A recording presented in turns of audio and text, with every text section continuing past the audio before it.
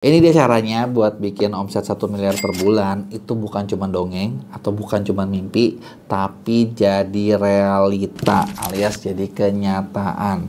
Gimana nih cara buat nyampainya? Nah, hari ini gue mau share salah satu study case dari salah satu klien yang kita kerjain di MEA.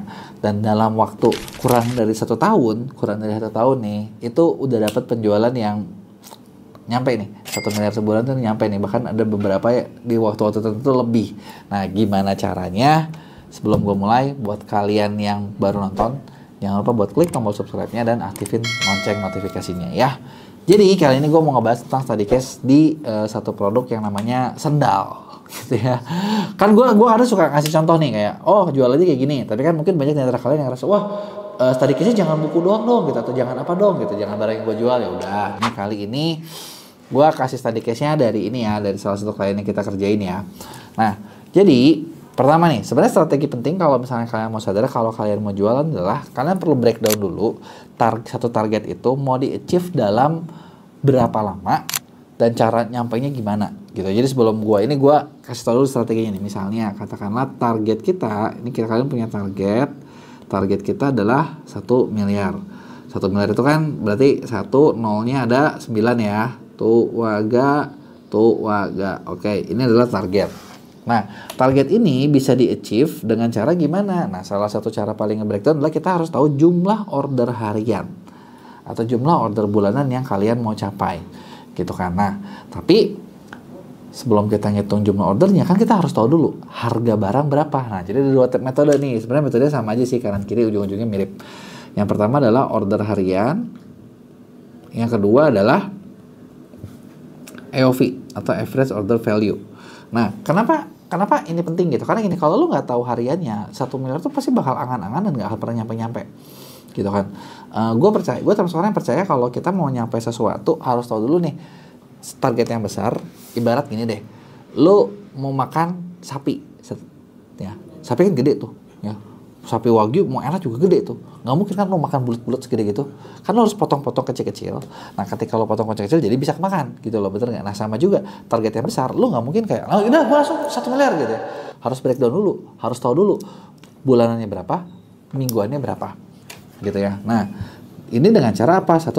Dua macam nih, AOV sama order harian. Nah, misalnya gini, gue bakal pendekatan yang gue suka adalah dari AOV biasanya. 1 miliar kita harus bagi dulu nih. Harga barang per orang check out, per orang beli itu berapa? Harga jual barang kalian berapa? Misalnya gini, kalau harga barang kalian 1.000, rata-ratanya Rp1.000, Rp 1.000, dan target lo 1 miliar. Ya, artinya 1 miliar bagi 1.000, kalian harus dapat 1 juta order. Wah, ini kalau menurut gua agak-agak sulit ya. Bener nggak? Ya nggak sulit sih kalau misalnya ini, tapi kayaknya agak susah nih gitu. Terus kalau misalnya barang kalian berapa? Oke, barang kalian 10.000. Artinya di sini lu cuma butuh dapat 100.000 order. Nah, bener nggak? 100.000 order. Nah, kalau barang kalian 100.000, artinya kalian cukup mendapatkan 10.000 order. Semakin barang itu semakin mahal, jumlah order makin sedikit. Tapi yang perlu disadari adalah jumlah order semakin dikit, pembelinya ya lebih dikit juga. Nah, kalau pembelinya makin dikit, artinya apa? Lu punya sesuatu yang unik yang bikin orang tuh mau beli. Kalau nggak ya mereka nggak beli. Itu basicnya tuh, ya kan? Kalau barang, karena gini, contoh, gue mau tanya sama kalian, kita mau jual barang 1.000-an. Semua orang yang kalian ketemuin punya nggak uang 1.000 di dompetnya? Nah, kalau punya, artinya marketnya makin besar. Tapi makin besar, apakah makin gampang? Belum tentu juga. Contoh gini, lu punya 1.000, terus gue mau jual apa nih 1.000 yang lu butuh? Semakin murah, artinya kebutuhannya juga tidak mendesak. Nanti lagi deh. Kadang semakin mahal, kebutuhannya semakin mendesak, karena lebih bisa dibeli. Gitu ya. Nah, study case kali ini yang gua mau bahas adalah produknya sendal. Nah, sendal, ini kalian lihat. Bener nggak nih udah dapat 1 miliaran? Nih kalian lihat ya, harga rata-ratanya itu paling murah 200.000 sampai 600.000. Dan dia udah terjual 20.000 order. Dan toko ini ketika masuk awal ke kita, ini masih tokonya baru. Bisa dibilang hampir dari nol. Jadi ya di MEA ini ke-generate nih semuanya gitu kan. Nah, jadi kita hitung. Study case kita kali ini, harga barang yang AOV-nya itu adalah 300.000. Dan 300.000 itu artinya Dia butuh berapa order dalam satu bulan? Dia butuh 3.000 order. Nah, 3.000 order kali 3.000 order sekian ya, 3.000 order 300.000, dia dapat 1 miliar gitu ya. Nah, 3.000 order ini kan per bulan. Kita breakdown berapa per harinya. Bagi 30. Nah, dibagi 30 nih. Nah, di sini dapat 100 order. Nah, dari sini sekarang gini, oke, lu dapat 100 order. Nah, yang perlu kita lakuin berikutnya adalah ini kan targetnya. Kalian tahu nih, oke, target gue segini, ini gue segini, harga gue segini. Gimana cara mendapatkan 100 order? Apakah kalian ngupload doang bisa? Nggak mungkin. Apakah kalian bikin doang bisa? Nggak mungkin. Apakah kalian nge-live doang bisa? Ya bisa mungkin, tapi ini juga. Nah, berikutnya adalah kalian perlu cari tahu, oke, traffic gua, kalian mau dapat traffic dari mana? Nah, di sini terjadilah breakdown lagi. Per hari itu misalnya kalian lakuin apa? Konten, live, katakanlah affiliate, shop tab, campaign. Nah, ini adalah 5 jalan utama yang sebenarnya kalau misalnya ini kita bahas TikTok Shop ya, karena kejadian memang di TikTok Shop, dan untuk meningkatkannya lu perlu ads. Ads ini adalah yang mengamplify semuanya. Misalnya buat dapat 100 order sehari. 100 order sehari. Yang perlu diketahui adalah hitungan angkanya berapa view konten yang dibutuhkan buat dapat 1 order. Nah, view kontennya gimana nih cara ngitungnya? Sebenarnya simpel. Kalian bisa lihat dari data konten kalian selama ini dalam 1 bulan. 1 bulan nih, kalian tuh contoh gini. Kalian 1 bulan, itu kalian bikin berapa konten? Misalnya katakanlah 30 konten. 30 konten, total view-nya berapa? Oh, total view-nya misalnya 10.000. 10.000, ini dapat berapa order? Nah, misalnya dalam 10.000 ini katakanlah kalian dapat yang masuk akal ya. Yang masuk akal tuh dalam 10.000 palingan juga dapat 20 order. Nah, artinya kita bagi aja 10.000 view bagi 20 order. Nah, artinya untuk mendapatkan 1 order, kalian itu konten kalian yang rata-rata itu butuh 500 view. Nah, sekarang kita bagi nih targetnya kan 100 order. Target dari konten berapa? Oh, target dari konten katakanlah ini breakdownnya gini dulu ya. Ini breakdownnya ya.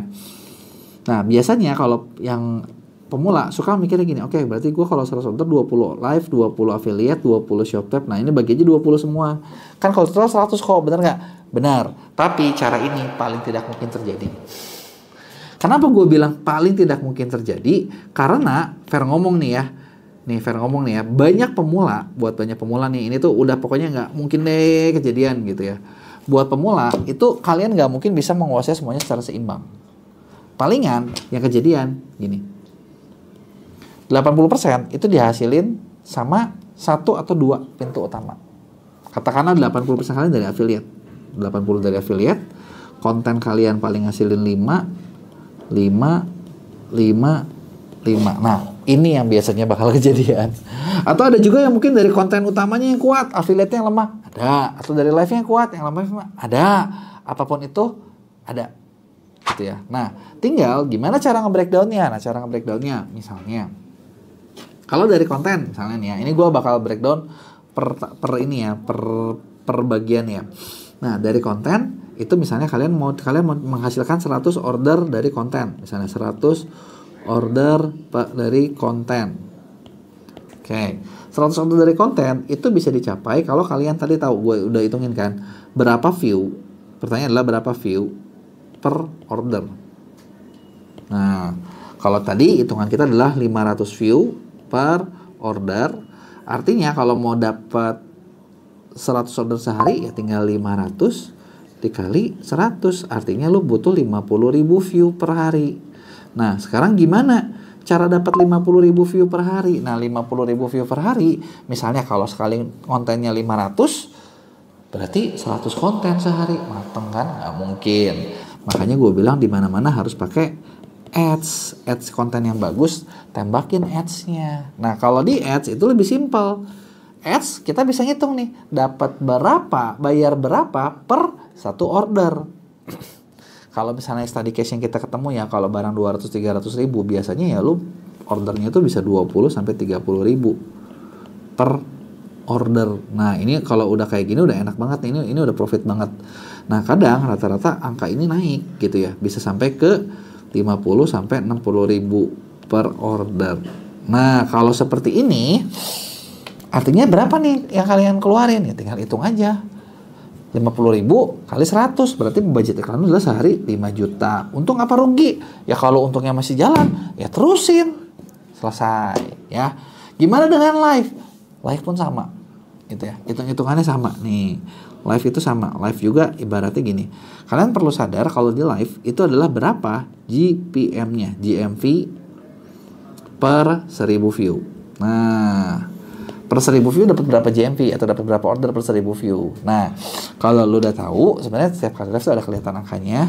Kalian mau dapat 100 order, berarti kan 100 order dikali tadi ya 300 ribu, berarti pengen 30 juta per hari live-nya. Bisa nggak? Bisa. 30 juta tinggal tahu per 1000 view berapa, GMV lu berapa, ketika kalian nge-live berapa jam, dapat nggak angkanya? Kalau kagak dapat, digabung dengan ads. Nah, cuman yang perlu dihadari adalah GMV ini dengan ads ini sebenarnya live, kalau kata gue menurut gue lebih simpel sih, live kalian efektif atau enggak. GMV-nya berapa, omset per 1000 view, karena gini kita bisa ngitung kan, katakanlah rata-rata yang gue ketemu ya kalau seller ya. Kalau seller itu GMV-nya rata-rata per GPM-nya itu paling per 1000 itu di angka 100 sampai 500 ribu. Artinya per 1000 view dapat 100 sampai 500 ribu. Nah, ads itu masalahnya per klik buat biaya live rata-rata 1000 perak. Yang artinya ads untuk dapat 1000 view butuh modalnya 1 juta. Omset tuh cuma 500 ribu. Nah, untung apa rugi? Rugi. Jadi GPM-nya harus berapa kalau mau cuan di live? GPM-nya mungkin harus 3 juta. Banyak nggak? Jujur, nggak banyak. Gue jarang banget nemuin. Gitu ya. Makanya kalau banyak seller biasanya mereka ngambilnya live-nya panjang aja gitu. Bukan dengan live yang pendek tapi langsung gede-gedean. Gitu. Tapi ini di kreator, ini gue banyak nemu. Gitu. Ini gue banyak nemu, bahkan salah satu kreator kita sekarang, satu kreator di dunia ada yang dalam sebulan tuh bisa punya omset sampai 27 miliar per bulan lewat live streaming only. Gitu. Dan kita lagi ngembangin banyak kreator-kreator lain. Nah, makanya banyak seller pasti paling tertarik ke sini nih. Banyak seller pasti paling tertarik ke affiliate buat dapetin order. Kenapa? Karena affiliate ini enaknya apa? Kita kagak perlu mikir. Yang kita perlu pikirin adalah dapat sebanyak apa dan setop apa gitu loh. Karena nanti mereka yang mikir. Apalagi kalau kreator-kreator yang udah dapat live mega showcase. Gitu. Nah, cuman cara main affiliate gimana? Nah, gue nggak akan bahas detail. Affiliate tuh gini, sebenarnya kan kalian juga pasti ngalamin lah, tinggal nyari aja, tinggal ngechat aja, tinggal ngotak aja, tapi belum tentu diwaro kan, tapi nggak dibalas kan. Nah, sebenarnya yang efektif apa? Kalian perlu bisa ngebedain antara 3 jenis campaign ini. Ada yang namanya open plan, ada yang namanya targeted plan, ada yang namanya agency plan. Nah, open plan itu adalah ketika open plan itu modelnya, konsepnya kalian buka di toko, jualin produk gua dapat afiliasi segini. Nah, jujur banyak seller termasuk gua juga pernah kena. Jadi kayak kita ngerasa open plan kita harus besar biar menarik. Padahal open plan itu belum tentu mendatangkan kreator-kreator yang gede banget. Gitu loh. Nah, maka dari itu sebenarnya paling ideal adalah di open plan itu jangan gede-gede. Misalnya katakanlah cuma 5% atau 8% gitu kan. Nah, kenapa? Supaya kreator besar biasanya mereka senangnya minimal dikasih targeted plan. Targeted plan mungkin lebih gede, 12% sampai 15%. Nah, tapi apakah kreator besar ketika targeted plan itu efektif ya? Segimana jago kalian nyari, ya kan? Nah, terus kalau gitu gimana paling gampang? Paling gampang sebenarnya mainin di agency plan. Kalau agency plan kayak lo kerja sama kita. Kita di MEA sekarang jadi nomor 1 MCN TikTok.